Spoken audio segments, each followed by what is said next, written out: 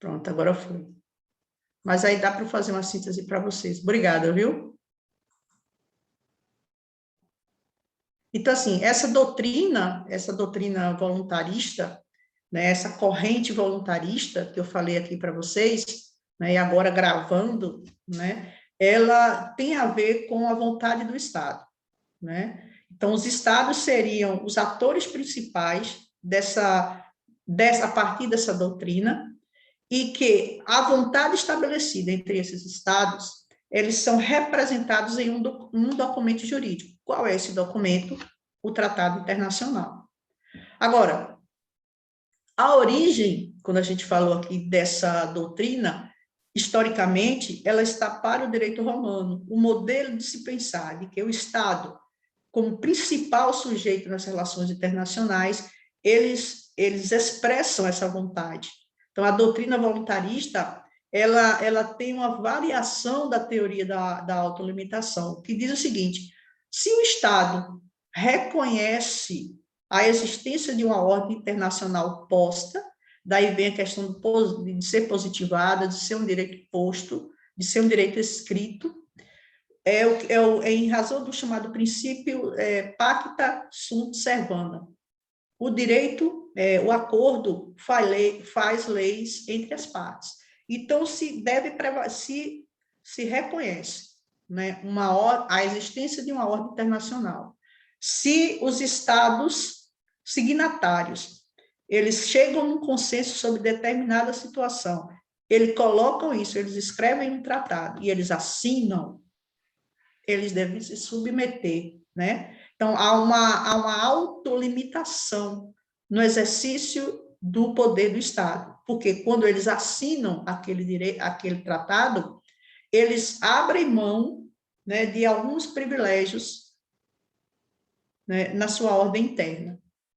Então, no Brasil, por exemplo, para que um tratado ele possa ser vigente dentro do país, o presidente da República assina o tratado,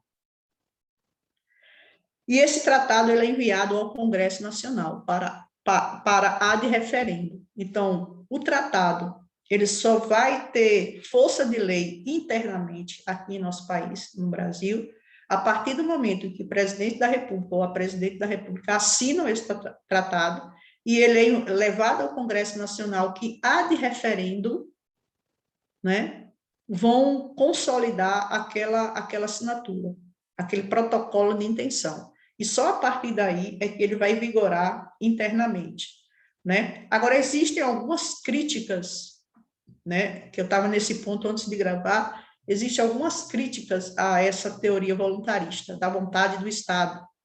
Primeiro, é que ela não consegue explicar como um novo Estado, né, fica obrigado, por meio de um tratado internacional, do qual não participou da sua formação. Ele diz o seguinte, se haviam tantos estados, 10 estados, né, e esses estados fizeram um consenso, né, e assinaram esse acordo. E aí vem um novo tratado, um novo estado, que não faz parte, né, que não faz parte daquele acordo. Como é que esse novo estado, né, se ele não conhece, se ele não participou das discussões, da formação daquele tratado internacional, como é que agora, né, eu vou obrigar, a ordem internacional vai obrigar aquele novo Estado a se submeter a um acordo do qual ele não fez parte no seu processo de construção, né? Essa é a principal crítica da questão da doutrina voluntarista do Estado. Isso tem uma reflexão, isso é necessário que a gente faça uma seguinte reflexão. O Estado, né, ele se coloca como se fosse um organismo, né, um órgão, que ele tem soberania, ele tem soberania. Então, na ordem internacional, lá atrás, apenas os Estados figuravam como sujeitos da ordem internacional. Pouco importava os interesses, as vontades das pessoas individualmente, das empresas, das organizações internacionais que houvessem. Prevalecia o interesse de Estado. prevalecia o interesse da ordem internacional. Nessa perspectiva, a doutrina voluntarista, ela restringe, né? Ela restringe essa liberalidade ao conjunto daqueles estados, né? E aí, por isso que vem a crítica à doutrina voluntarista, dizendo o seguinte, ora, como, né, imprimir vontade a um Estado que estava fora desse processo de discussão, né? Então, tanto que quando nós formos fazer um material falando sobre os tratados internacionais, a gente vai deixar mais claro isso. Mas uma grande crítica é, a partir do momento que você tem um grupo de Estados que participaram daquele processo, que assinaram aquele documento, que se comprometeram em cumprir o que está ali escrito, não seria o caso de impor a um terceiro Estado, a um outro Estado, que chegou depois e que não tenha participado desse processo. Então, essa é a principal crítica que é feita à doutrina voluntarista. A segunda crítica que é feita à doutrina voluntarista é que ela condiciona a obrigatoriedade do direito internacional público à vontade dos Estados. Isto, por sua vez, que gera uma grande segurança jurídica, né, principalmente as relações internacionais entre os Estados. A crítica é a seguinte, existe uma fragilidade. Esse consenso, né, que se coloca aqui é um consenso entre Estados. Isso não significa que esse consenso entre os Estados eles reflitam, eles espelhem, na verdade, a vontade do povo, né? Ou seja, é como se dissesse o seguinte, ó, é possível que no consenso que aqueles estados estabeleceram enquanto pessoa jurídica de direito público interno, uma coisa é a vontade do Estado, outra coisa é a vontade do povo. E aí, como é que fica essa situação? Né? Então, essa segunda crítica diz o seguinte, a doutrina voluntarista, ela imprime, ela condiciona a obrigatoriedade do direito internacional público em razão da vontade do Estado. Né? E ponto final. E isso gera uma insegurança jurídica, principalmente, né, que fragiliza as relações internacionais, porque existem outros interesses que não apenas os interesses do Estado. Uma terceira crítica que é feita à doutrina voluntarista, que está aqui no quadro, diz o seguinte, nesse sentido, não seria possível responsabilizar os Estados, pois a qualquer momento, unilateralmente, eles poderiam se desligar. Então, o que se diz é o seguinte, olha, existe uma outra fragilidade, né, a partir da doutrina voluntarista, que diz o seguinte, qualquer Estado, né, de modo unilateral, a qualquer momento pode sair daquele acordo, porque ele não tem mais interesse, né? Mesmo que ele tenha assinado, ele diz, eu não vou mais participar, né? Uma coisa que eu lembro na ordem internacional foi quando falou da moeda única, né? Nos grupos econômicos, como o Mercosul, o Mercado Comum Europeu. E aí houve, há cerca de 2 décadas, uma questão de que sobre o euro, uma moeda única, né, que transitaria por todos aqueles estados, todos aqueles países de forma única. E aí, o que aconteceu? Os estados que inicialmente fizeram aquele tratado internacional sobre a implementação de uma moeda única no continente europeu, para todos aqueles países que entraram em consenso, num dado momento, né, a depender das necessidades econômicas de cada um daqueles estados, o que aconteceu? Os estados começaram a pular fora, unilateralmente, decidiram internamente que não iriam mais participar. Né? Então, essa terceira crítica, né, é de que há uma grande fragilidade nisso, né, e de que a qualquer momento, de modo unilateral, sem que haja qualquer tipo de condição, olha, não quero mais participar desse acordo, estou saindo. Então, se coloca essas 3 críticas, desde a principal, da segunda e a terceira crítica, apresenta algumas fragilidades dessa doutrina chamada doutrina voluntarista. Só um momento. Vamos lá. Vocês estão conseguindo ouvir direitinho, pessoal? Estamos ouvindo, prof. Sim, professora. Então, qualquer dificuldade que vocês tenham, como a colega falou aqui, se ela não falasse, não lembrava de gravar a aula, né? Não estiverem visualizando e tal, se tiver aí muito rápido também, vocês podem, porque a gente às vezes está com raciocínio, né? Se tiver muito rápido, posso ir mais devagar. Se quiserem fazer alguma pergunta, também fica à vontade, viu? Vejam só, aqui embaixo tem a consequência dessa doutrina. Então, a doutrina voluntarista, ela se caracteriza, se configura como um obstáculo, aqui, ó, na aplicação de tratados que digam respeito aos direitos humanos. Porque ela se constitui um entrave, né? Um obstáculo a tratados que versam especificamente de direitos humanos. Porque entre a vontade do Estado e a vontade das pessoas tem uma distância muito grande. E a depender de quem esteja no exercício do poder, né, as políticas, elas seguem de uma forma ou de outra, né? Então, se nós fôssemos aplicar apenas a questão da doutrina voluntarista, a consequência disso, né, se coloca aqui, queria gerar um obstáculo, né, principalmente na questão dos tratados que digam respeito aos direitos humanos. Por exemplo, combate à violência, né? Existe a Agenda 2030 da ONU, né, com 17 objetivos de desenvolvimento sustentável, 17 ODS. Né?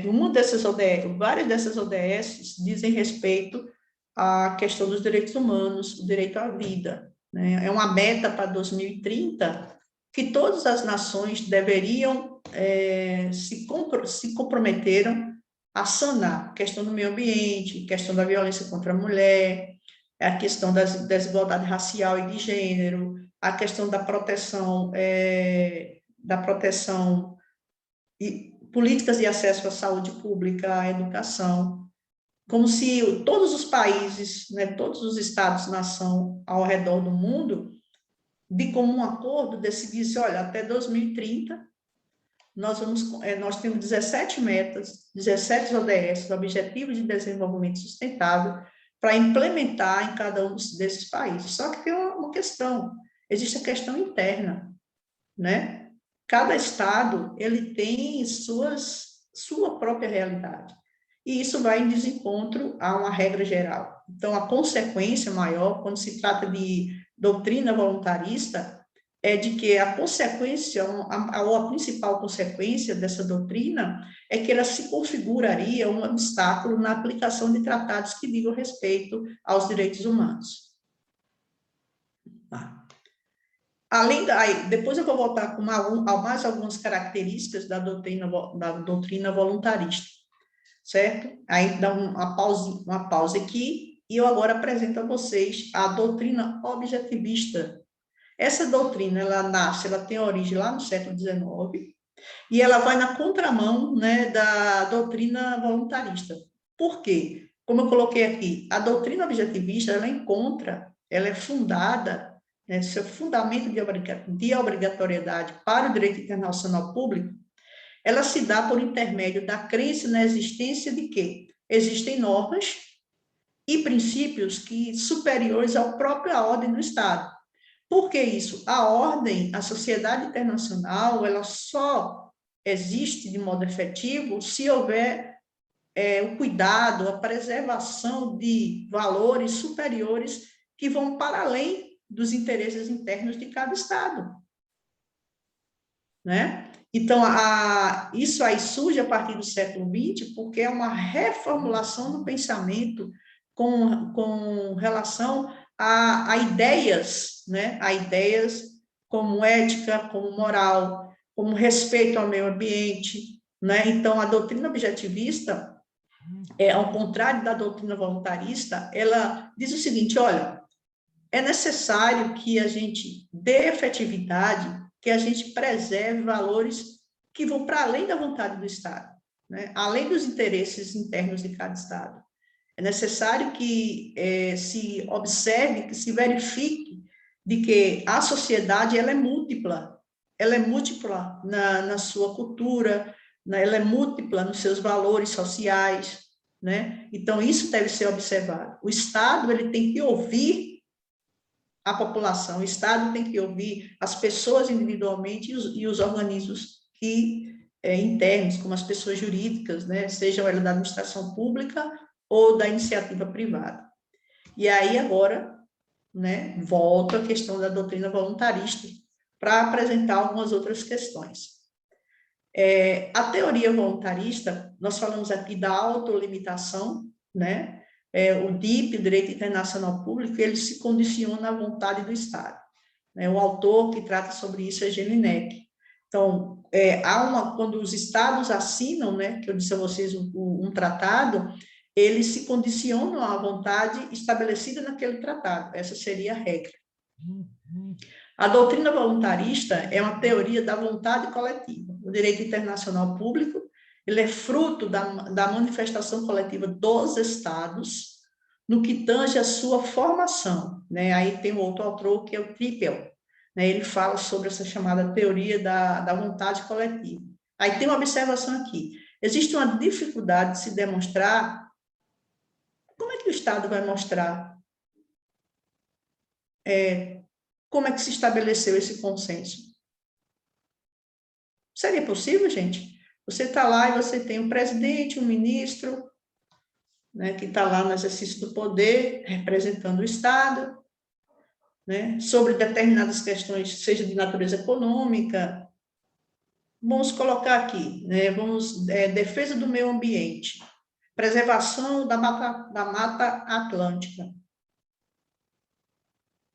Né? Aí há um consenso que é necessário para a questão econômica, que nós autorizemos, né, dentre os estados signatários, que é possível desmatar, né, 70% da Mata Atlântica em 10, 15 anos. Espera aí, tem alguma coisa errada aí. Será que isso realmente tem a ver com os interesses? Isso é um consenso em cada estado?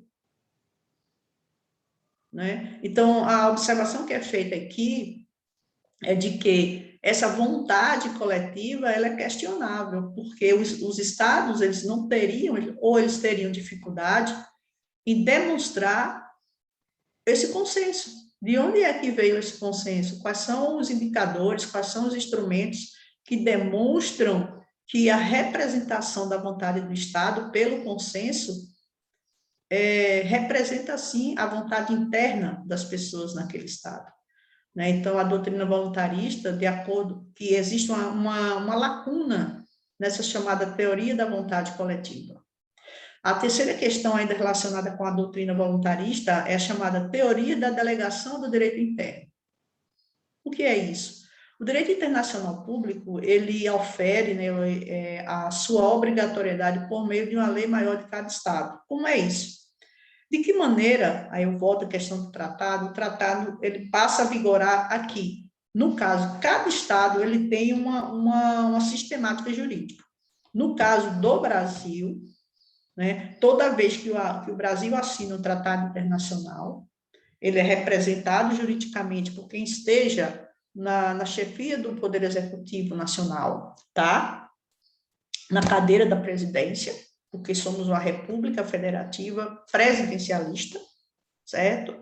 Então, quem representa o Estado brasileiro internacionalmente é a pessoa que esteja no exercício do cargo da presidência, né?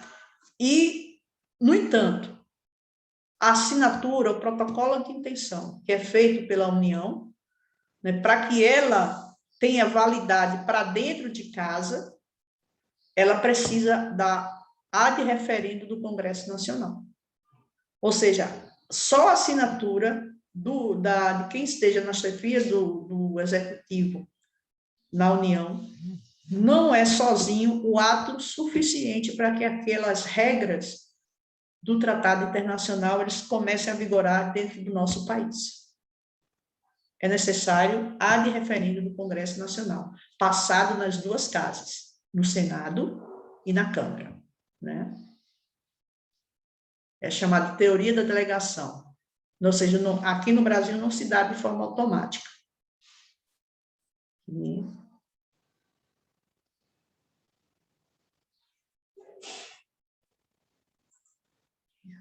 Aqui. Qual o principal fundamento dessa teoria? O seu principal fundamento, né, da teoria voluntarista, ela advém do chamado direito natural, né?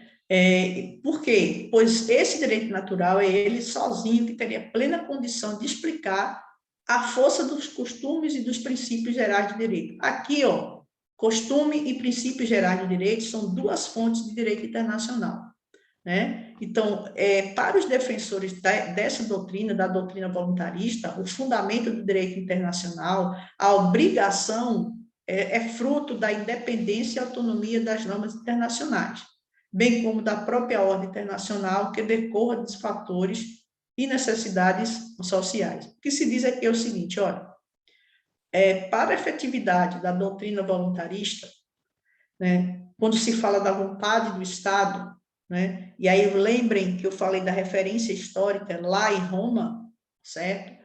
Diz o seguinte, o direito natural, né, é natural, né, da essência da vontade do Estado, né, com base em princípios, né, e fontes no costume, nos princípios gerais de direito, que é o Estado que representa esse interesse, né? Portanto, existe uma autonomia das normas internacionais, né, e elas decorrem das necessidades sociais, ou seja, os Estados, eles se reúnem para discutir coisas que são do seu próprio interesse, né? Então, a base, né, que dá fundamento à teoria voluntarista é chamada direito natural.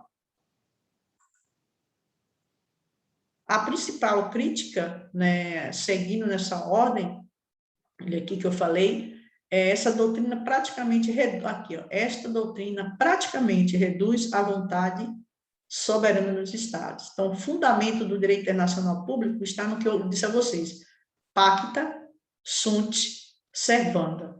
O direito, o pacto faz lei entre as partes. Então, essa teoria, ela contempla o elemento de vontade do Estado, né? Porém, afirma que o direito internacional público está situado em uma esfera acima dos Estados. Então, você tem que equacionar a vontade do Estado, né, que é da teoria voluntarista, com a teoria objetivista temperada, ou seja, não apenas a vontade do Estado, mas é necessário que seja feita uma aferição de que se a vontade do Estado ela reflete, na verdade, os interesses sociais internos. Né? Será que a sociedade de cada um daqueles estados que estão assinando o contrato, elas referendam, né, essa vontade estatal? Então, os estados eles têm o dever de respeitar o que pactuaram, pacta sunt servanda. Assinou, se comprometeu, respeite, cumpra. Né? Por isso que uma das críticas que é colocada com relação a essa doutrina voluntarista é a fragilidade que ela tem do ponto de vista da segurança jurídica. Por quê? Porque diz o seguinte, ó, assinei o contrato, me comprometi, naquele momento reflete o interesse do Estado ao qual eu represento, mas passou algum tempo, isso não reflete mais o interesse. Então, se define internamente que não é mais interessante participar daquele tratado. O que pactuou naquela época, 10, 15 anos atrás, não me interessa mais, então eu vou sair. Né? Então, não existe nenhuma tratativa internacional que impeça isso, né? E isso pode gerar uma grande fragilidade para o próprio cumprimento daquele tratado. Então, essa teoria, né, que temos aqui, eu falei do Pacto Sunt Servanda, essa teoria ela foi consagrada pela Convenção de Viena sobre o Direito dos Tratados, em 1969, artigo 26, Pacta Sunt Servanda. Todo tratado em vigor obriga as partes e deve ser cumprido por elas de boa fé. Né? De boa fé. A única questão que se coloca é a questão da boa fé, ou seja, a manutenção ou não de um Estado que assinou aquele tratado no cumprimento deste é a boa fé. Né? Internacionalmente, a boa fé é um princípio que norteia o acordo que é feito entre as partes. Né? Então, o precedente histórico do Pacta Sunt Servanda tem origem no protocolo 17 de janeiro de 1871, da Conferência de Londres. Então, nós temos duas referências, né, históricas aqui que falam sobre esse preceito do Pacta Sunt Servanda.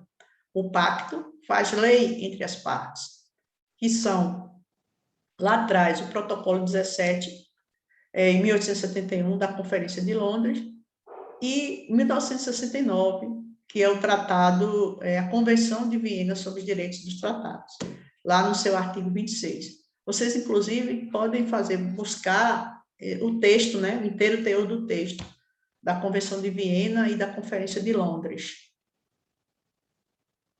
Deixa eu ver aqui. Pronto. Observação. Para essa teoria, é possível que os Estados alterem suas próprias constituições, né? Então, por exemplo, o governo brasileiro não poderia assinar nenhum tratado internacional que fosse de encontro à ordem nacional, né? Porque existem cláusulas pétreas que devem ser respeitadas. Então, alguns objetos que fazem parte de um tratado internacional, ele só é possível de acontecer se houverem alteração de constituições. Então, cada Estado tem a sua própria normativa interna, né, de ver como essa modificação da Constituição poderá ser feita. Mais uma vez, volto a dizer, no caso do Brasil, né, isso tem que ser feito através do Congresso Nacional. Outra questão, ainda relacionada ao Pacta Sunt Servanda, à vontade dos Estados, é a chamada teoria do consentimento das nações. Né? O que significa isso, teoria do consentimento das nações? A vontade majoritária dos Estados, deixa eu ver se tem alguém aqui para entrar na sala ainda, não temos. A vontade majoritária dos Estados, individualmente considerada, bastaria para fundamentar o direito internacional público. Isso significa o seguinte, quando cada Estado individualmente afirma sua inserção naquele tratado, né, isto sozinho é suficiente, né, para dar força ao que está sendo escrito e assinado. É o chamado teoria do consentimento das nações. Então, individualmente, cada Estado, né, ao assinar o contrato, em virtude do princípio da boa-fé, inserido lá no Pacta Sunt Servanda, isso sozinho, de acordo com a teoria do consentimento das nações, seria suficiente, bastaria para dar fundamento ao direito internacional público. Então, a observação, sendo assim, o direito internacional público ficaria ao dispor dos interesses do Estado. Né? Cada Estado teria autonomia para decidir da forma que quisesse, entrar ou sair de um tratado. Né?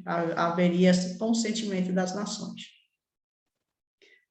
Com relação à teoria objetivista, né, que a gente falou aqui, que é um alargamento, né, de não mais se ver a questão pura e exclusivamente pelo olhar do Estado, né, nós temos algumas considerações aqui. Primeiro, a teoria objetivista, ela é uma teoria da norma fundamental, né, norma base ou do chamado objetivismo lógico. De onde é que isso vem? Daquela famosa ilustração em forma de pirâmide de Kelsen, né? Então, parte da construção de Kelsen de que a validade da norma está condicionada ao ordenamento jurídico, né? Então, a crítica que se faz é que essa teoria não é possível explicar a força normativa, por exemplo, dos costumes. Então, dentro dessa roupagem, né, relacionada com a teoria objetivista, né, de acordo com essa norma, que existe uma regra lá em cima, né, lá no topo, a vontade normativa do ordenamento jurídico interno, diz o seguinte: como ficariam, então, outras fontes do direito internacional, como os costumes, que não são normatizados? Então, é uma crítica que se faz, uma das críticas que se faz à doutrina objetivista. Aí, daí para frente, nós temos a teoria sociológica, teoria do direito natural, teoria dos direitos fundamentais. A teoria sociológica diz o seguinte: o direito internacional público é fruto das necessidades e fatos sociais, e por essa razão tem como fundamento a solidariedade. Leon Deguy, né? Então, sociologicamente falando, o que deve ser observado quando da assinatura de um contrato, por exemplo, são os fatos sociais, né? Em razão do princípio da solidariedade. É um Estado ajudando o outro. Pela teoria do direito natural, né, o direito internacional público tem como fundamento o direito natural. Onde é que se busca isso? Lá em Santo Agostinho, lá na Idade Média, com Santo Agostinho. Teoria dos direitos fundamentais. Significa o seguinte: os direitos fundamentais concretizam o fundamento do próprio Estado. Aqui se diz o seguinte, direitos fundamentais, vida, liberdade, igualdade, fraternidade, né? Os fundamentos de essência que dizem respeito aos direitos humanos, por exemplo, eles é que darão base às normas internacionais. Só que a gente falou aqui, né, lá na teoria, que uma das críticas que se faz à teoria voluntarista, por exemplo, é de que elas vão de encontro, né, elas limitam, elas prejudicam tratados que digam respeito a direitos humanos. Então, existe uma crítica aqui do Wolf Grotius, que é o seguinte: estes, na teoria de direitos fundamentais, não podem ser considerados como sendo um fundamento seguro, em virtude das suas mudanças ao longo do tempo. Então, diz o seguinte, é insuficiente a gente pensar um fundamento para a norma internacional baseado apenas, né, em direitos e vontade das pessoas ou dos direitos fundamentais. É insuficiente, porque é muito frágil, né, é muito volátil. É necessário que tenhamos uma associação entre vontade do Estado e vontade das pessoas naquela sociedade.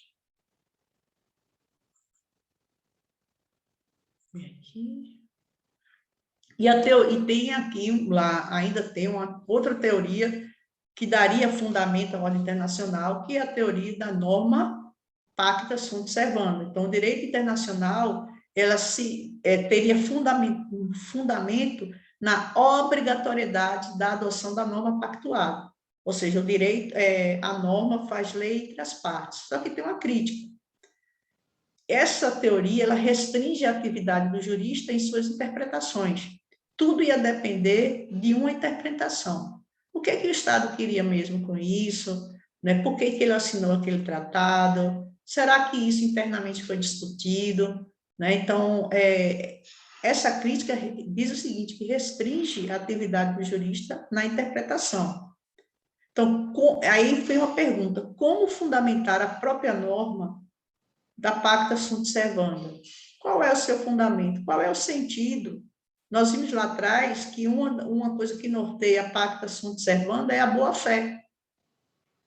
Se é a boa-fé que norteia a regra de que o pacto faz leis entre as partes, por que agora eu preciso regular? Se eu preciso regular, como é que eu vou fazer isso? Como é que eu vou regular a boa-fé? Né? Então, tem todas essas questões a serem observadas. Feito essa introdução, a gente falando para vocês aqui acerca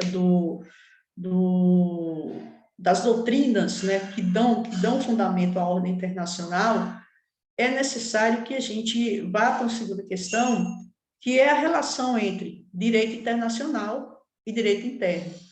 As teorias, né, explicativas da relação entre a ordem interna de cada Estado com a ordem internacional. E aí você tem duas teorias. você tem a teoria dualista e a teoria monista. Eu vou só apresentar aqui inicialmente para vocês e vou colocar um intervalo aqui para nós. Deixa eu ver aqui. Nós estamos quase às 11h30 e iniciamos às 11h20, nós 10h30, né? Vocês concordam a gente dar uma pausazinha de 10 minutinhos? Pode, sim. Por mim, tudo bem. É bom descansar um pouquinho. Porque assim, por que eu estou fazendo isso, gente? Sabe por que eu estou fazendo isso? Eu estava essa semana na aula do doutorado, e aí o professor comentou, né, que tinha um estudo lá da Unicamp, né, aí eu fiquei refletindo sobre isso. Porque quando a gente tem muitas horas, né, a gente fica 2 horas, 3 horas falando, tem um momento que você não consegue mais entender nada que está sendo dito. Então, a mente da gente precisa de um refresco, né? Ela precisa dar uma quietada primeiro. Então, por isso que, vez ou outra, eu vou sempre, pelo menos nesse primeiro momento que a gente esteja com essa necessidade de passar esses conteúdos, eu vou pedir licença a vocês para a gente sempre alternar com pequenos intervalos, tá bom? Ótimo, professor. Pronto. Então, vou só apresentar isso aqui e, a partir daqui, a gente faz uma pausa de 10 minutos. Direito internacional e direito interno, né? O que é isso? O direito internacional, ele possui uma dinâmica, né, diferente dos outros ramos do direito. Direito interno, direito constitucional, direito processual, direito tributário. Então, cada um desses direitos, internamente, eles têm uma dinâmica que diferencia do direito internacional. Então, alguns autores, eles sustentam que o direito internacional não seria propriamente um direito, porque ele não tem força cogente. Lembram aqui que eu falei para vocês de que é uma das críticas que é feita à teoria voluntarista, de que um Estado assina um tratado, se compromete a cumprir as regras daquele tratado e daqui a pouco ele sai do próprio tratado. E não existe nenhuma norma que vá punir aquela atitude de má fé. Então, alguns autores, né, colocam justamente isso, de que sustentam a tese de que o direito internacional ele não seria propriamente um direito, aí está entre aspas aqui, porque ele não possui essa força cogente e positiva. Então, não existiria no âmbito internacional um poder executivo, um poder judiciário e um poder legislativo. Então, a palavra-chave que norteia, que funda, que dá fundamento a todo o direito internacional é o consentimento. É a concessão que os Estados, que as partes signatárias fazem de boa fé, em razão de uma matéria que está sendo discutida, chegam a um consenso, escrevem assim um tratado, e daí a boa fé, né, que espelha esse consentimento é que daria vida à executoriedade daquelas regras que estão ali no tratado. Então, as regras são criadas mediante tratados internacionais, que é a principal das fontes do direito internacional. São esses tratados com os quais irão conviver as leis internas de cada Estado. Então, nós temos Constituição da República, nós temos lá o artigo 59 da Constituição, que coloca um elenco de leis, como lei ordinária, lei delegada, medida provisória. Então, há que existir um ordenamento de natureza jurídica para conciliar, né, as normas internacionais com a norma interna, certo? Então, agora eu vou dar uma pausa, são 11h30, pelo menos no meu relógio, 10 minutinhos a gente volta. Combinado? Combinado. Valeu. Vamos descansar a mente um pouquinho. Valeu, professora.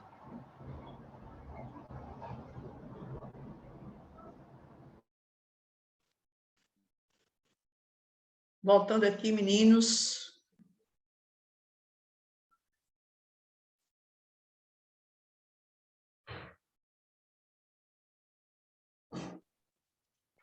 Pronto, professora. Pronto. O pessoal está falando aqui de senha e tal.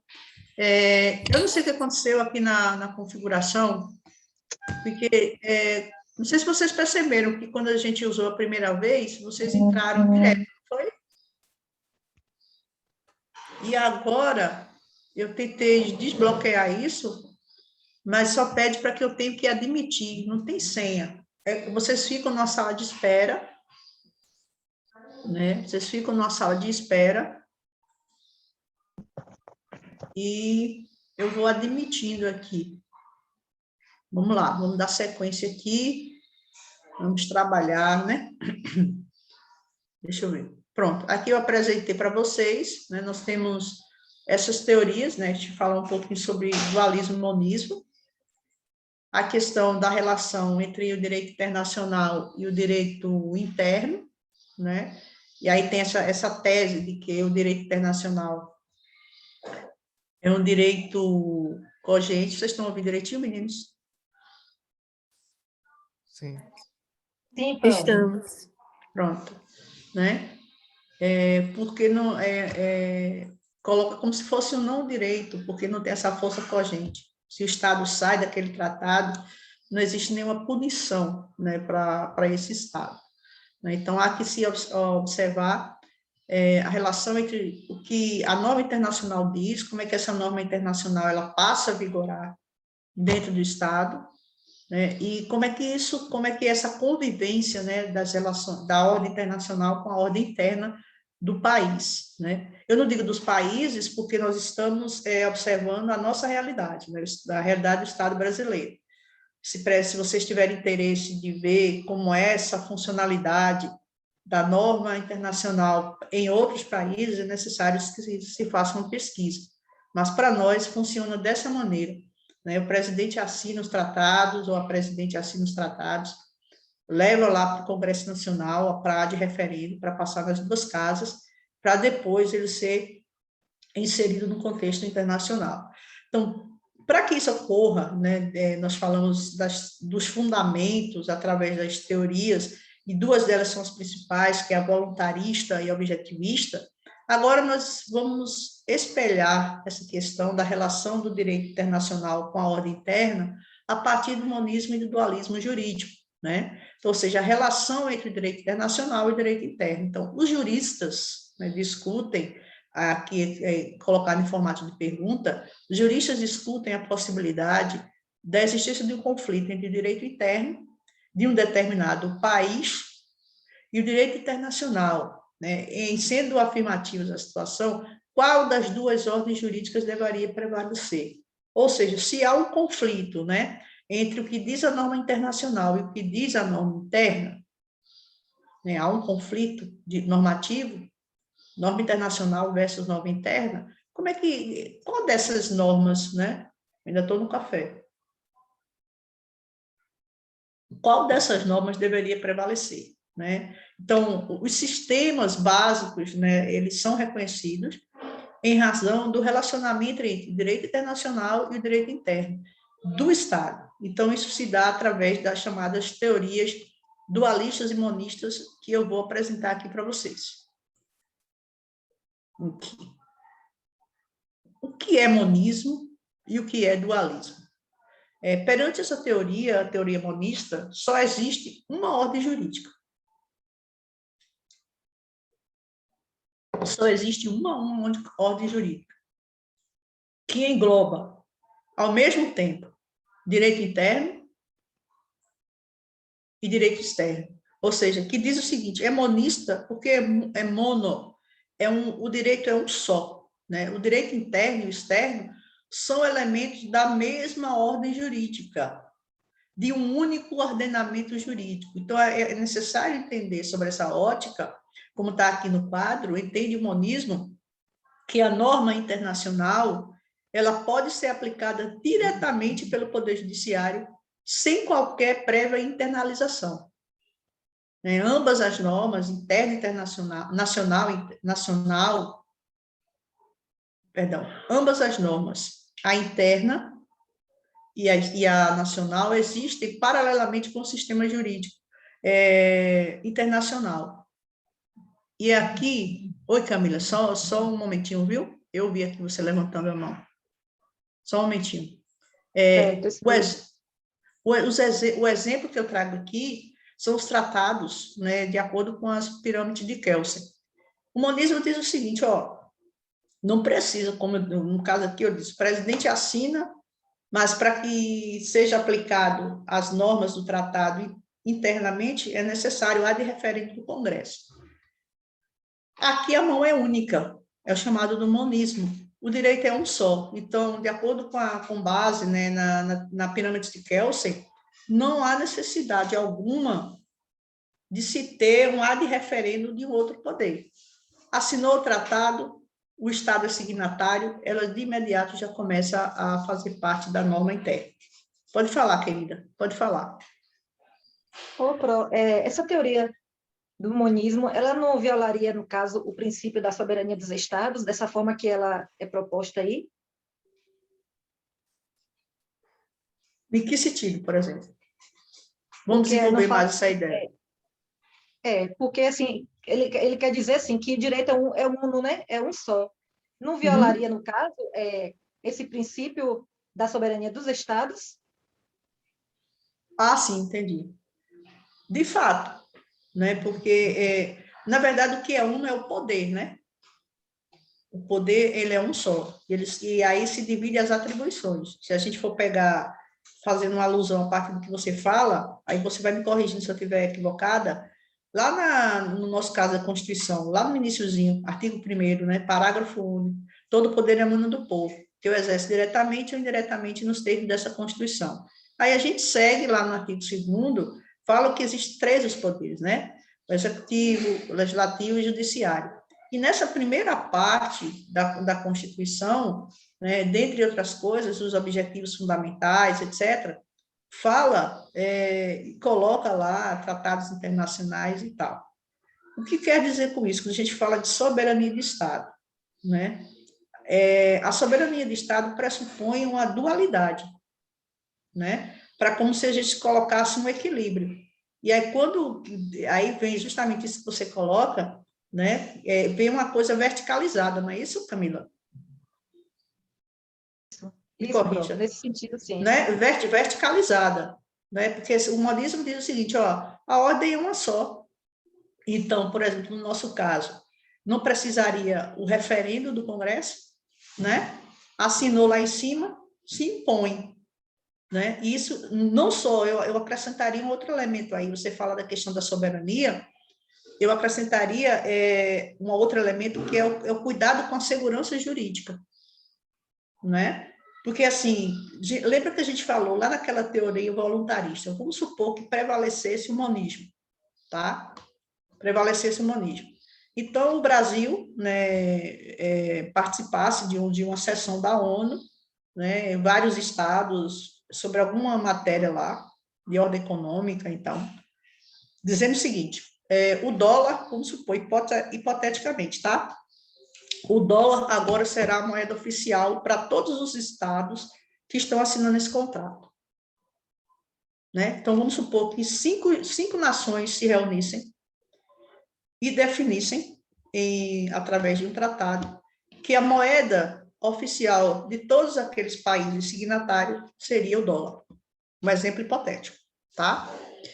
E dentro desse sistema monista, né, pensando dessa forma, foi assinado verticalmente, já começa a vigorar. Então, a partir da assinatura daquele tratado, a moeda, caso o Brasil fosse um dos signatários, a moeda aqui oficial seria o dólar. Não é isso? Verticalmente. E aí, como é que fica? Será que essa expressão, né, o fato da presidência da República assinar esse tratado, espelha a vontade interna?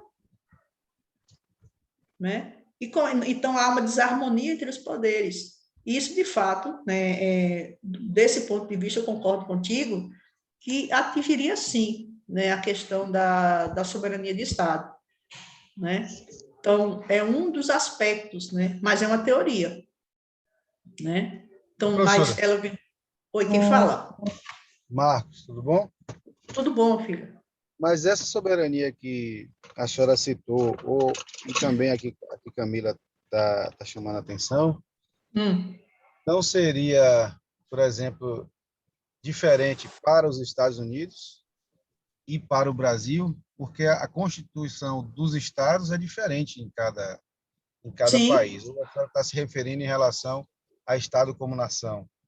a Porque Estado no como caso dos Estados nação. Unidos, os estados realmente são independentes nesse sentido, né? E no caso do Brasil, Sim, não. Seria isso, não?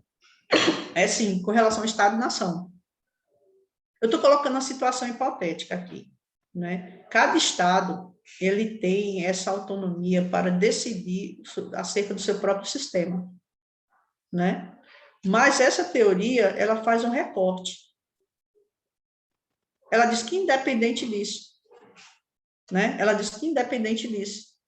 Então o que é que acontece nessa perspectiva, né? A soberania ela poderia ser afetada nessa perspectiva, sem levar em conta, inclusive, Marcos, né? Se levar em conta, inclusive, essa questão das diferenças que a particularidade de cada um dos estados possa vir a ter. Né? É algo muito arriscado. Né? Eu coloquei, assim, uma situação bastante esdrúxula, né, como hipótese, para a gente refletir justamente sobre isso. Né? Então, infringiria, porque é uma imposição vertical, né, conforme a Camila falou, mas essa questão que você coloca, ela também é algo que precisa ser refletido. Né? Porque tudo isso aqui que a gente está colocando para vocês, que a gente está conversando, é no âmbito das hipóteses. Né? Eu não sei se consegui, né, alinhar bem a partir do teu raciocínio, entendeu? Sim, não. Foi uma dúvida, porque a gente podia estar falando de duas coisas diferentes. Hum, Uma outra coisa que a senhora, antes da participação de Camila, a senhora hum. falou sobre diferenças entre a assinatura daquele tratado e a aplicação imediata dele, e a assinatura daquele tratado e a dependência da aprovação do Congresso. Eu, Sim. eu, eu não compreendi. E Ó, tem tratados que são diferentes, tem modelos governamentais que se aplicam de imediato. Eu entendi que aqui no Brasil, mesmo o presidente assinando, tem que haver o referendo. de referendo do Congresso. No Brasil Aí eu funciona estava assim. entrando no carro aqui para poder pegar os meninos, eu ouvi a senhora falar sobre que poderia ser diferente, eu queria tirar O essa que eu dúvida. falei foi o seguinte, quando eu falo da validação, né, e da aplicação interna de um tratado internacional, eu estou me referindo como é feito no Brasil. No Brasil, né, a representação, né, quem assina os tratados internacionais é a pessoa que está na chefia do Estado brasileiro, que está na cadeira da presidência, né, representando a União. É ela que assina o tratado.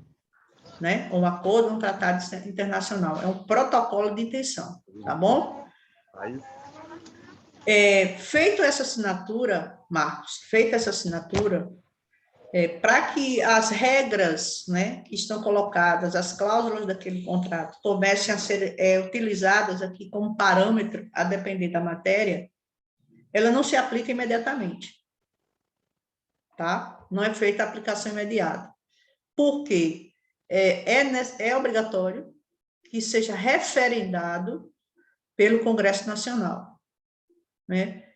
E aí isso vai de encontro a essa teoria monista, porque não é uma via de mão única. Quando eu falei para você, eu acho que foi nessa parte que você entrou, quando eu falei aqui na sala, eu acho que foi nesse momento que você entrou, daí a dúvida, é de que, por exemplo, eu estou falando, né, como isso é feito no Brasil, dentro da sistemática jurídica brasileira, né? Todos os acordos e tratados internacionais que são assinados pelo Estado brasileiro, para que eles sejam aplicados internamente, precisa do referendo do Congresso Nacional. Aí eu falei, para que nós possamos saber como isso funciona em outros estados, é necessário que a gente pesquise. Eu não saberia te dizer agora como é que isso funciona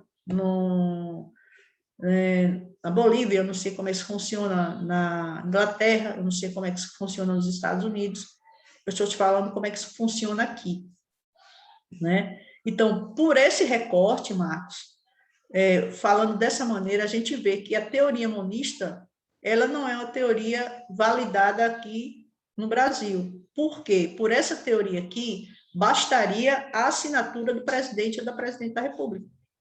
Assinado o tratado, né, porque o monismo diz que o direito interno e externo é um direito só, não existe essa separação. Né, à medida que o tratado fosse assinado, ele já seria aplicado, poderia ser aplicado aqui no país. Aí foi que eu citei, né, hipoteticamente, essa situação aqui, de que vamos supor que 5 estados, eles se reunissem, né, 5 estados se reunissem e fizessem um tratado e definissem, nesse tratado, que a moeda corrente para aqueles 5 tratados, a partir de então, seria o dólar. Tá? Pela teoria monista, isso seria totalmente possível, porque os estados, num consenso, aqueles 5, hipoteticamente falando, os 5 estados em consenso, definiram que a moeda passaria a ser o dólar.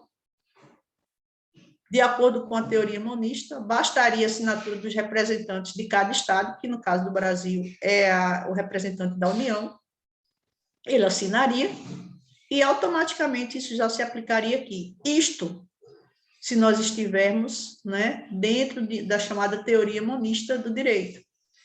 É uma via de mão única, bastaria um ato simples por parte do poder executivo, no nosso caso, União. Mas, só que no Brasil isso não funciona assim. Os tratados e acordos internacionais que são assinados pela Presidência da República precisam ser referendados pelo Congresso Nacional nas 2 casas, Câmara e Senado. Só depois disso é que eles são aplicados aqui em nosso país. Então, o monismo é isso, o monismo nega essa questão, ele diz que o direito é um só. Assinou um tratado, ele já começa a valer para todos aqueles estados signatários, todos aqueles que se comprometeram pelo chamado Pacta Sunt Servanda para este fim. Vamos lá. Aqui. Pronto. Voltando um pouco. Ó, monismo. Existem 2 tipos de monismo, o chamado monismo internacionalista e o monismo nacionalista. Existe apenas uma ordem jurídica, é o que diz o monismo, ou seja, não existe uma ordem jurídica interna e outra internacional. O monismo, com supremacia do direito internacional, diz o seguinte: a ordem jurídica é uma só. Em caso de conflito, as normas de direito interno devem ajustar-se ao direito internacional, pois elas estariam acima do direito interno. Por essa regra aqui, da supremacia do direito internacional, na teoria monista, se o que o tratado diz vier em desencontro ao que uma norma interna diga, por exemplo, voltando ao caso hipotético aqui, se o Brasil assina um tratado que diz que, a partir de então, a moeda corrente do Estado brasileiro fosse o dólar, isso é o que diz o tratado, é uma norma internacional. Chegando aqui no Brasil, o direito interno, a norma interna, diz que a moeda nacional, né, do Brasil é outra. Ora, entre o que diz a norma internacional, né, e o que diz a norma interna, prevaleceria o que diz a norma interna, internacional, ou seja, o que o tratado definisse. Isso significa um monismo com supremacia da regra internacional.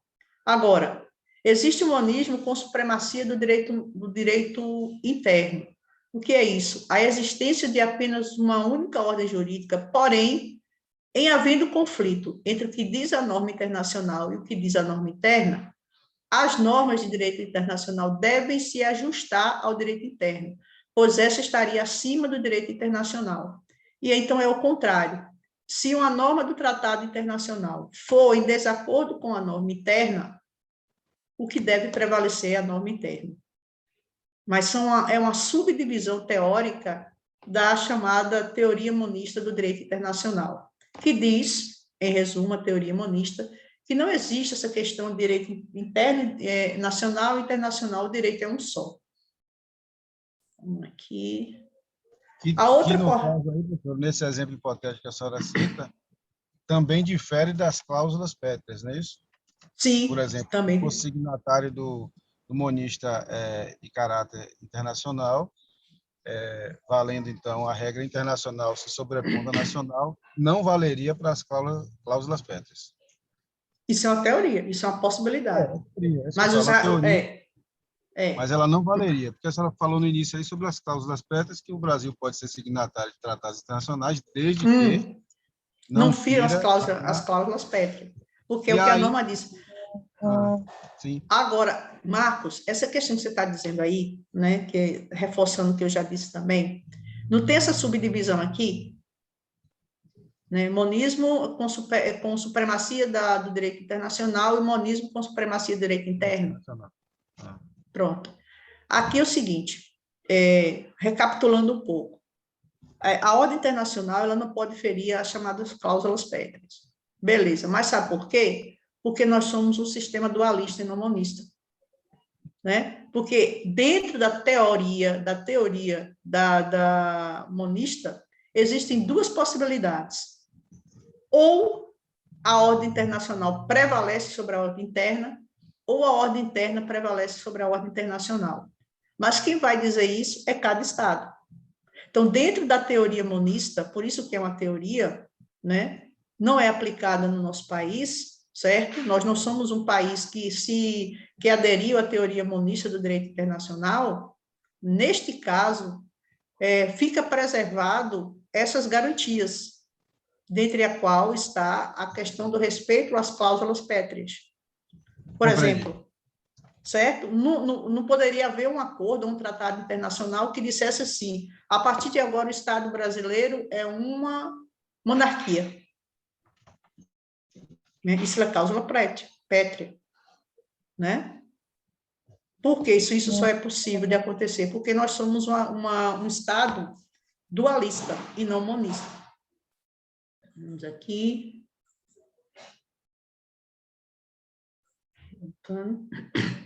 Já a contrário senso, o dualismo diz o seguinte: existem duas ordens jurídicas, internacional e direito interno. Estes são complementares, independentes, e a validade das normas de uma não depende do outro. O direito interno cuida do relacionamento entre pessoas pertencentes a um Estado, ou entre um Estado e seus cidadãos. Por outro lado, o direito internacional cuida dos relacionamentos entre os Estados e outros Estados. O dualismo, segundo a doutrina dualista, para que uma norma internacional seja aplicada na ordem interna do Estado, este deve, primeiramente, transformá-la em uma norma de direito interno, incorporando ao seu ordenamento jurídico doméstico. Esta doutrina costuma ser chamada de teoria da incorporação. Segundo essa teoria, não existiria possibilidade de um conflito entre as duas ordens jurídicas por serem completamente independentes. Aqui é uma situação e aqui é outra. Essa incorporação, por exemplo, no caso do Brasil, se dá através do ad referendo do Congresso Nacional. Vamos aqui. Não. Aí eu vou falar aqui com relação à União Europeia e às normas comunitárias, né, dentro desse contexto. Todos os países que compõem a comunidade europeia, elas assumem na prática o dualismo. Todos os países, né, que fazem parte dessa comunidade europeia de nações, elas assumem o dualismo. Então, existe para elas o direito internacional e o direito interno como sistemas distintos e autônomos, né? Mas em relação ao direito interno, a interpretação é mais ampla, pois não só engloba o direito nacional, como também o chamado direito comunitário. Então, assim, os países da União Europeia são monistas em relação à União Europeia. As normas da União e as normas internas são um sistema só. Então, o direito internacional só vale nos países da União Europeia, se internalizados por norma nacional. Então, o conjunto de países que formam a União Europeia, eles são, em regra, monistas. Né? Em regra, eles são monistas. E aí vamos ver o que é essa União Europeia. Então, a União Europeia, primeiro, é um bloco econômico, político e social formado por 15 países, que participa de um projeto de integração política e econômica. Os países integrantes, a princípio, são Alemanha, Áustria, Bélgica, Dinamarca, Espanha, Finlândia, Grã-Bretanha, Grécia, Irlanda, Itália, Luxemburgo, Holanda, Portugal e Suécia. Esses são os países politicamente democráticos em um formato de Estado de Direito. Então, a União Europeia, ela conta com a instituição básica de todos, como um parlamento, uma comissão, um conselho e um tribunal de justiça. Todos esses órgãos possuem representantes dos países. Então, o conjunto desses países que formam a União Europeia, eles têm uma estrutura jurídica formada por um parlamento, uma comissão, um conselho e um tribunal de justiça. E os países signatários da Comunidade Europeia, eles são monistas. Então, a União Europeia é um conjunto de países que se uniram para facilitar, por exemplo, questões relacionadas a turismo, comércio e interligações das pessoas, como, por exemplo, a circulação do euro no trânsito daqueles países. Lembra que eu falei a vocês da fragilidade da teoria voluntarista, né, onde um Estado pode entrar e sair daquele tratado no momento que queiram? Quando foi criada a União Europeia, a ideia era um bloco econômico, né, que tem por objetivo, principalmente a questão econômica, e de que todos os países signatários que compõem a União Europeia, elas teriam uma moeda única, que era o euro. Só que, como há essa possibilidade, essa fragilidade lá na teoria voluntarista, né, cada um dos estados, eles têm autonomia para entrar e sair quando queira do tratado, né? Uma das críticas que se faz à teoria voluntarista é essa. Então, todos os países, né, desses blocos, né, como o bloco aqui colocado, eles têm como diretriz a teoria monista, que não é o caso do nosso país, o Brasil. Então, considerando essa questão aqui, do que a gente viu entre a teoria, a fundamentação relacionada com a teoria da doutrina voluntarista, depois a doutrina objetivista, quando a gente vem para a questão do monismo e do dualismo jurídico, né, o monismo diz que existe uma única ordem jurídica, não existe essa divisão entre ordem jurídica interna e ordem jurídica internacional, certo? Então, à medida em que se assina o tratado, ele é aplicado internamente em todos os países que são signatários. E existe a teoria dualista, que diz o seguinte: há um breque, né? Algo que impõe, né? que diz o seguinte: pela teoria dualista, existem duas normas jurídicas distintas, autônomas e legítimas: o direito interno e o direito internacional. Então, para que a norma internacional ela entre, né, num determinado país, na norma interna, ela precisa de um referendo. No caso do Brasil, né, esse referendo é feito pelo Congresso. Então, qual é a condição dos tratados internacionais no direito brasileiro? Né? Eu vou apresentar algumas questões aqui, breves, porque nós vamos fazer um material específico relacionado com os tratados internacionais. Então, a condição dos tratados internacionais no direito brasileiro diz o seguinte: o Brasil adota, primeiro, uma teoria dualista, né, chamada de mitigada e atenuada. O que significa isso? Os tratados, eles são incorporados ao direito interno brasileiro por intermédio do decreto do presidente, né, da presidente da República, tá certo? O decreto do presidente, por exemplo, Pacto de São José da Costa Rica e tal, é feito esse decreto, né, sem necessidade de editar uma nova lei, e aí ele vai, na incorporação, ele precisa ser levado ao Congresso Nacional para a de referendo. Deixa eu ver aqui. Lei brasileira pode revogar um tratado internacional. Trouxe aqui uma jurisprudência para vocês do STF, né, que desde 1939, aí tem um recurso extraordinário, entendeu que os tratados são incorporados como lei ordinária. Então, veja só, o presidente assina, vem o decreto, vai para o Congresso para a de referendo, e a forma que se reveste internamente o tratado é em lei ordinária, né? Então, lei brasileira pode revogar um tratado internacional, a lei ordinária ele revoga, né? Lei ordinária revoga a lei ordinária? Não. Então, a doutrina que nós temos aqui relacionada a essa questão, se uma lei brasileira pode revogar um tratado, é chamada de doutrina extremada, ou seja, isto não seria admissível. Trata-se de uma violação do direito internacional, pois o legislador brasileiro não poderia revogar um tratado internacional. Então, a lei interna ela não tem poder para revogar uma norma internacional. O que pode é restringir a aplicação dessa norma através desse ad referendo que eu citei aqui para vocês, né? Então, o tratado, quando ele entra no sistema jurídico interno, ele entra sobre a roupagem de uma lei ordinária, porque ele passa pela assinatura do presidente, que faz um decreto, e passa depois pelo ad referendo do Congresso Nacional. A condição dos tratados internacionais no direito brasileiro. O Tratado Internacional do Brasil, em regra, possui a mesma hierarquia que as leis ordinárias, né? Nós vimos aqui a jurisprudência. E jurisprudencialmente, a lei ordinária revoga a lei ordinária? Não. Aí eu trouxe aqui a vocês um artigo 98 do Código Tributário Nacional, que diz o seguinte: os tratados e convenções internacionais revogam ou modificam a legislação tributária interna e serão observados pelas leis que lhes sobrevenham.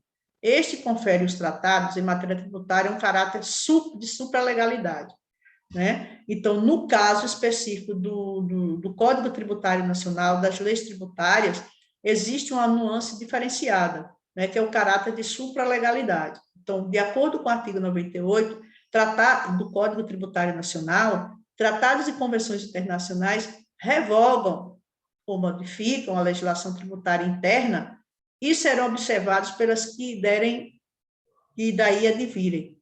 Então, no contexto do tributário, né, de acordo com o artigo 98, há a possibilidade, em razão do caráter da supralegalidade, de uma norma interna revogar um tratado internacional. Vamos ver aqui. Relação entre direito internacional e direito interno.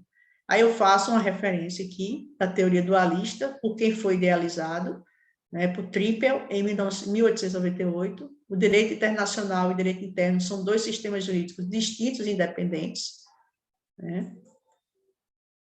Fontes, sujeitos, campos de atuação distintos, ordens jurídicas que coexistem. Para que uma norma internacional vigore na esfera interna, é necessário que ela seja aceita pelo ordenamento jurídico interno, passe pelo processo de incorporação à norma estatal interna. E, no caso do Brasil, é um país dualista. Pela teoria monista, em oposição ao dualismo, surge na Escola de Viena, preconizada por Kelsen, em 1925, que diz o seguinte: o direito internacional e o direito interno fazem parte de um mesmo e único sistema, havendo uma relação hierárquica que subordina um ordenamento jurídico ao outro. Em 1932, Kelsen preconizou o monismo como primazia da ordem jurídica internacional, mas existe o monismo com primazia do direito interno, que é aquelas duas correntes aqui que a gente falou. Deixa eu ver se eu localizo aqui.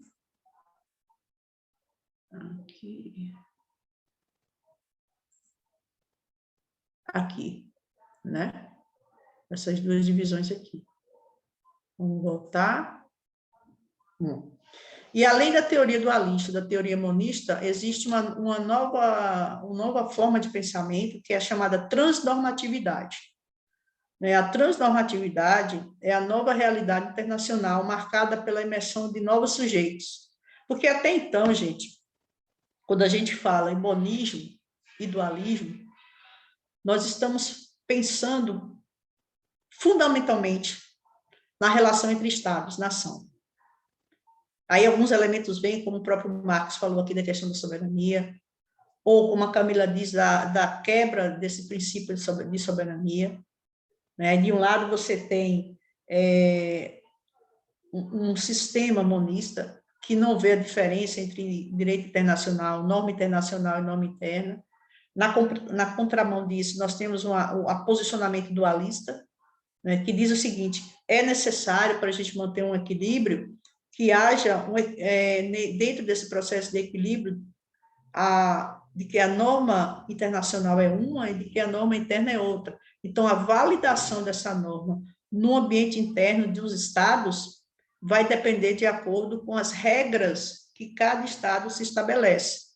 E no caso do Brasil, né, de que maneira um tratado internacional ele é validado aqui? A presidência da República assina, esse decreto vai para a AD referendo do Congresso Nacional. Isso quando a gente pensa no sujeito Estado, né, na ordem internacional. Agora, além da teoria dualista, da teoria monista, existe a chamada transnormatividade. Essa é uma nova realidade na ordem internacional e ela é marcada pela imersão de novos sujeitos, novos atores, novas fontes, novos temas no contexto ambiental. Por exemplo, quando se fala da questão da defesa do meio ambiente, da questão da globalização econômica, né?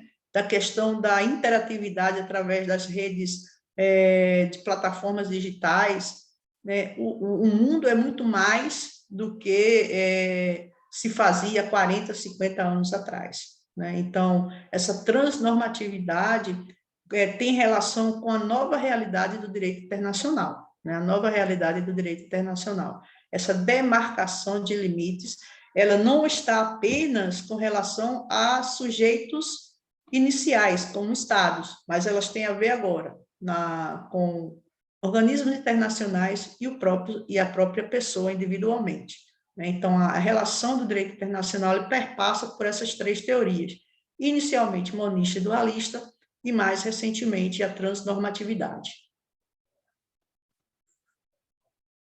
Bom, agora eu vou falar para vocês um pouco sobre a questão das normas, das fontes do direito internacional. Um momentinho aí.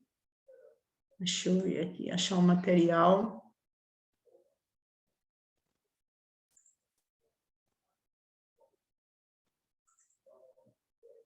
Só um momento.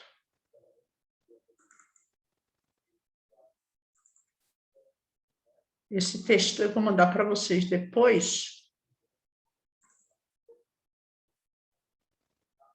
Deixa eu ver se eu consigo abrir.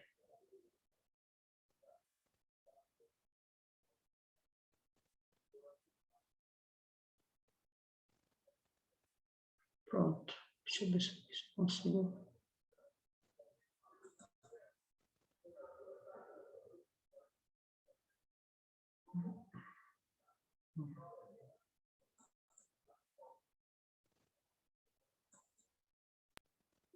Aqui. Pronto. Vocês estão vendo aí, né?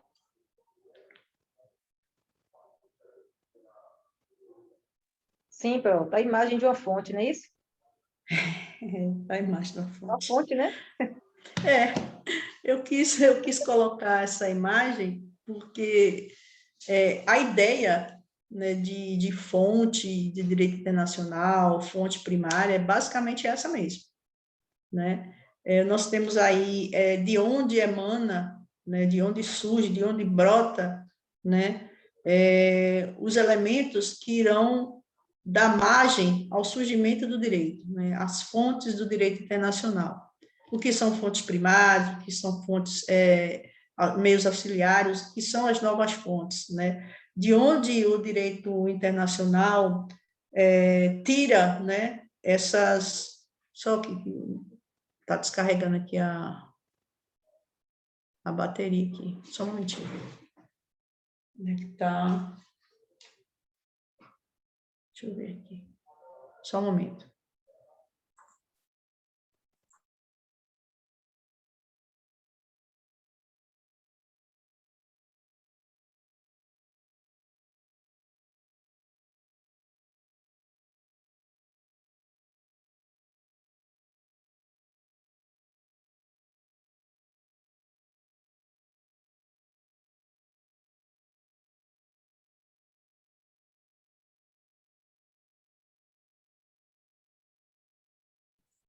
Pronto, já corrigi aqui. Vamos ver aqui. Pronto.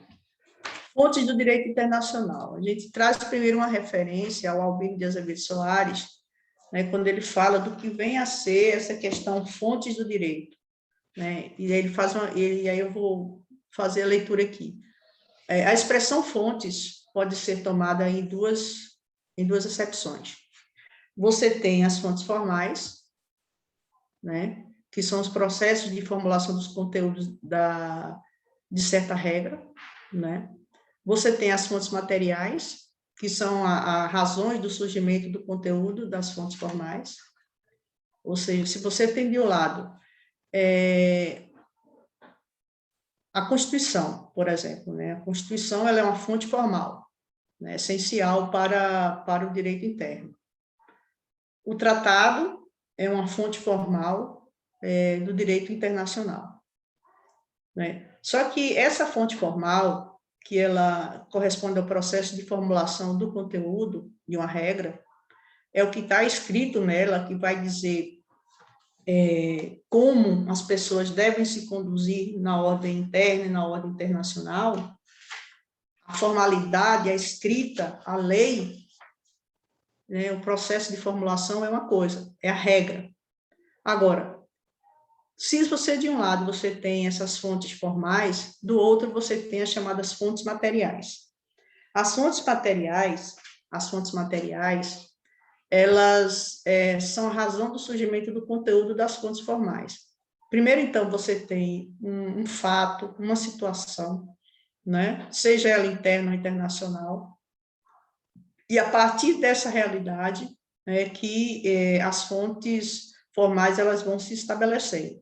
Então, você tem a primeira dicotomia, né, sobre o elemento fonte do direito internacional, que são as fontes formais, por exemplo, os tratados, né, e a fonte material seria o quê? Uma guerra, né, um fato, como essa questão que está acontecendo agora com o Talibã, né? Então, dentro desse sentido, a relação entre fontes formais e fontes materiais, uma representa a norma expressa, a norma escrita, e as fontes materiais é o que dão margem ao surgimento dessas fontes formais. Então, as necessidades sociais, né, basicamente falando. Então, as fontes materiais, elas fazem o quê? Elas criam o direito, né? Enquanto que as fontes formais, elas se limitam a revelar esse direito. Então, se nós pensarmos dessa maneira, né, seria uma maneira até idealista da gente pensar de que as fontes, né, elas formais, elas espelham, na verdade, uma realidade. Quando a gente sabe que, em boa parte das situações, isso não ocorre. Né? Em boa parte das situações, isso não ocorre. Deixa eu só procurar uma coisa aqui, antes que eu continue, para não me perder. Achei. Deixa eu deixar aqui a minha mão para a gente conversar. Pronto. Vamos lá. Eu peguei um livro aqui, gente. Ele é bem simplesinho. Na verdade, ele faz parte da coleção Roteiros Jurídicos, da Carla Noura Teixeira, Direito Internacional, Público-Privado e dos Direitos Humanos. E no capítulo 4, né, deixa eu ver aqui.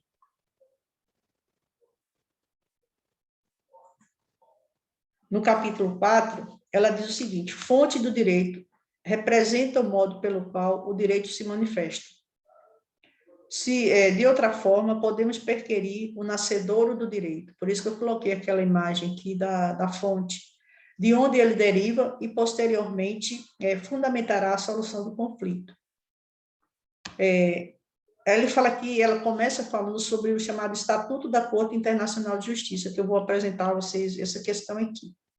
Então, o Albino de Azevedo Soares, ele fala isso. Então, de acordo com a partir da fala dele, que divide as fontes em fontes formais e fontes materiais, embasado no que eu acabei de ler agora, da Carla Noura Teixeira, ela diz que essas fontes, de onde o direito nasce, né, o nascedor do direito, ela vai ajudar, né? Então, a representação dos fatos, dos acontecimentos, dos conflitos existentes em cada uma das sociedades, e os conflitos internacionais não estão fora disso, até porque nós estamos falando do direito internacional, né? As fontes formais deveriam espelhar essas situações que vão acontecendo, né, enquanto sua materialidade.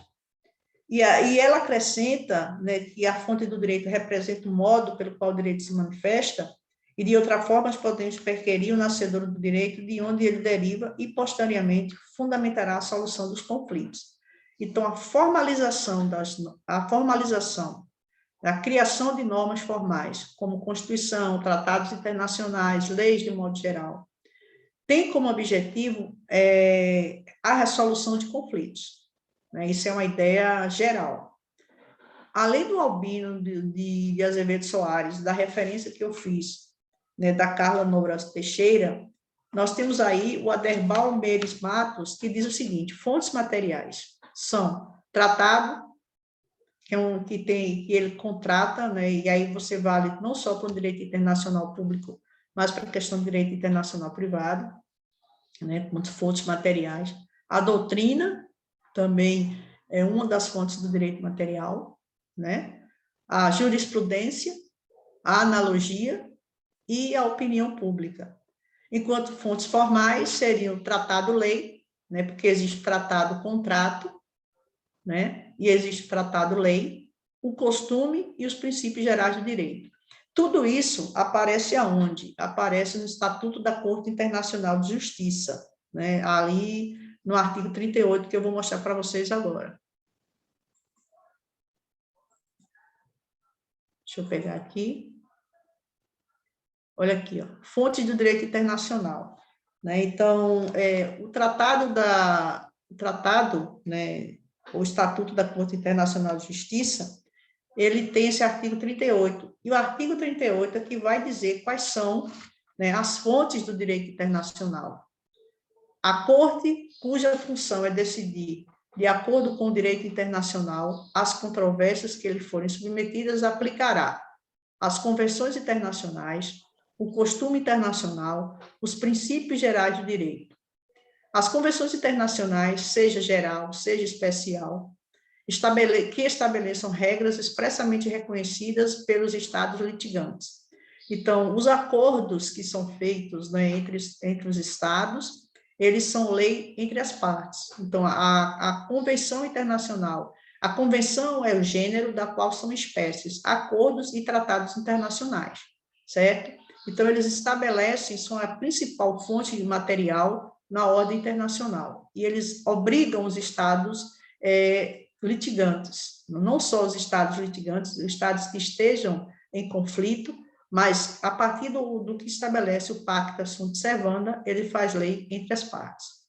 Uma outra fonte do direito internacional é o costume internacional, né? E o costume internacional como uma prova de uma prática geral aceita como sendo direito. Então, na ordem internacional, vou dizer um exemplo para vocês aqui.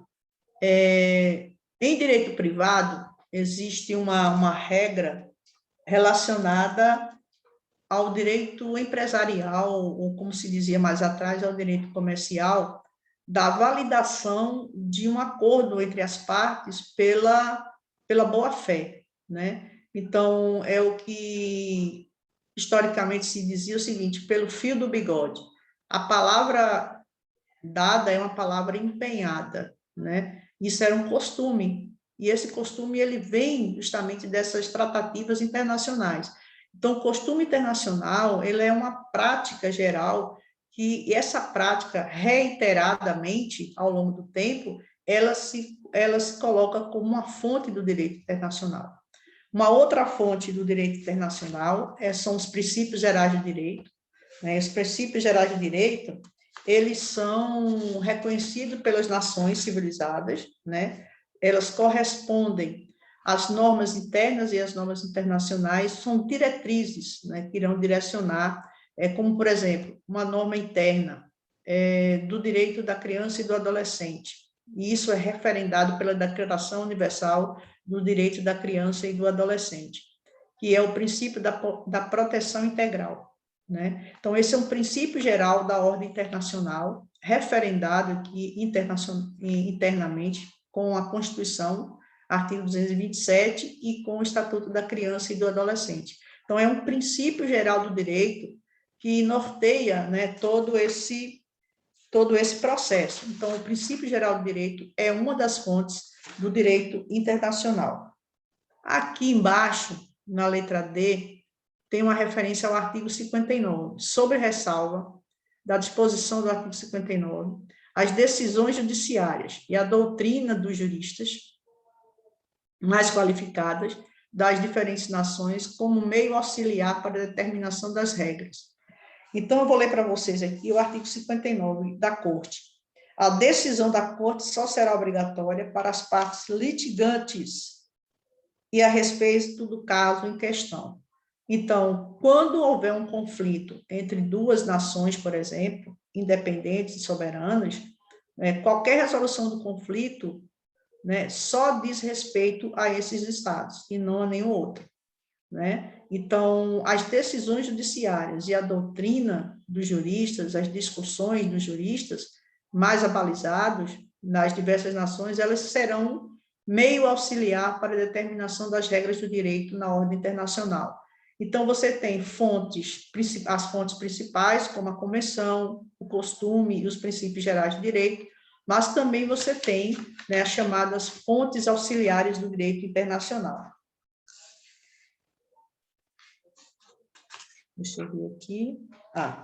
Mais alguma questãozinha ainda sobre os princípios gerais. Vou ler aqui para vocês. A expressão princípios gerais de direito apresenta dificuldades quanto à sua definição. Originalmente, significam princípios aceitos por todas as nações em foro doméstico. Autores como Jorge Miranda defendem que os princípios eles são prevalecentes a partir de cada ordem internacional, cada ordem interna. Como eu falei aqui, o princípio da proteção integral de crianças e adolescentes. Vou ver aqui.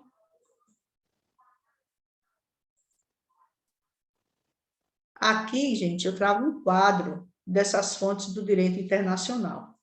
É o artigo 38, que fala que são fontes do direito internacional público, as convenções internacionais, o costume, os princípios gerais do direito, a doutrina internacional e a jurisprudência, né, são fontes principais, né, eu vou chamar de fontes primárias, se subdividindo aqui, são as três primeiras, as convenções, o costume e os princípios gerais de direito, e os meios auxiliares são a doutrina, a jurisprudência e a equidade. A equidade é quando um juiz, ele não encontrando em outras fontes como resolver acerca de um conflito, ele deve agir, né, com base na sua própria compreensão sobre aquela questão.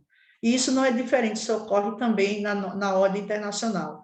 Então, as fontes do direito internacional público estão previstas no artigo 38 do Estatuto da Corte Internacional. São 5: convenções, costume, princípios, doutrina e jurisprudência, e elas se subdividem em fontes primárias, que são as três primeiras, e os meios auxiliares, que são as duas últimas, a doutrina, a jurisprudência, e aí eu acrescentei a questão da equidade, que tem previsão no parágrafo 2º do Estatuto da Corte Internacional de Justiça. E existem chamadas novas fontes, né, que são os atos unilaterais, né, a decisão dos países, como, por exemplo, de se manter ou não em um determinado tratado, as decisões das organizações não internacionais, ou seja, como a ONU, como a OIT, a analogia, né, que é uma fonte nova, ou seja, para se decidir sobre um determinado conflito, né, é feita uma comparação entre um fato semelhante, e o soft law, não é, que é o direito maleável, chamado direito maleável, né? É um direito mais flexível, que prevê algumas possibilidades dentro da resolução daqueles conflitos em especial. Então, aqui nós temos o quadro, né, das chamadas fontes do direito internacional. onde foi que eu busquei essa inspiração, né, para a gente apresentar, porque o conteúdo ele é muito amplo, né, ele é muito extenso. Eu coloquei para vocês 2 livros lá no Classroom, né? O primeiro, que é o do Murilo Sapia Gutierrez, né, Introdução ao Direito Internacional Público, né, capítulo 1, e o Valério de Oliveira Massuoli, né, o curso de Direito Internacional Público, capítulo 2 e 3, que tratam dessa matéria. Deixa eu fechar aqui, capítulo 2 e 3. Qual é a minha sugestão para vocês? O segundo livro, ele é muito grande, ele é muito extenso. Então, vocês precisam ter um pouquinho mais de tempo para fazer leitura. Mas eu sugiro, né? Eu sugiro que vocês façam a leitura do capítulo 1 do primeiro livro que está indicado aqui na parte final, tá certo? Por quê? Quando terminar a aula aqui, eu vou disponibilizar esse slide e vou anexar junto a esse slide um texto que eu peguei especificamente só sobre fontes do direito internacional público, né? Que ele é um material mais condensado, e aí ele vai pegar, explicar, né, todas essas fontes que eu coloquei no último quadro. Então, o que eu preciso que vocês façam, né, que vocês comecem a fazer as leituras dos slides, do capítulo 1, no caso do livro 1, né, que ele dá conta, faz uma abordagem geral, porque é um livro de introdução, e esse material que eu coloquei para vocês, né, que eu vou colocar junto com o slide, que fala sobre as fontes do direito material, as fontes do direito internacional, perdão. Então, meninos, hoje nós apresentamos uma panorama, né, um aspecto geral, sobre o item 3, 4 e 5 da primeira parte da disciplina. Né? Hoje nós falamos sobre as teorias voluntarista e objetivista, teoria monista e dualista, e apresentamos, né, para vocês quais são as fontes do direito internacional, fontes primárias, que se subdividem em material e auxiliares, e as novas fontes, né? E aí eu vou mandar para vocês um material de apoio. Da minha parte, são 12 horas e 45 minutos, né? Eu agradeço a todos a participação aqui na aula, e nós nos veremos em breve. Lembrando que na semana que vem nós temos atividade assíncrona. Agradeço a participação, a colaboração de todos. Tá bom? Beijão a todos. Tchau, Camila. Tchau, Lidiane. Beijão a todos vocês. Pro. Até mais. Tchau, tchau. Tchau, tchau. Saindo aqui. Até mais. Até.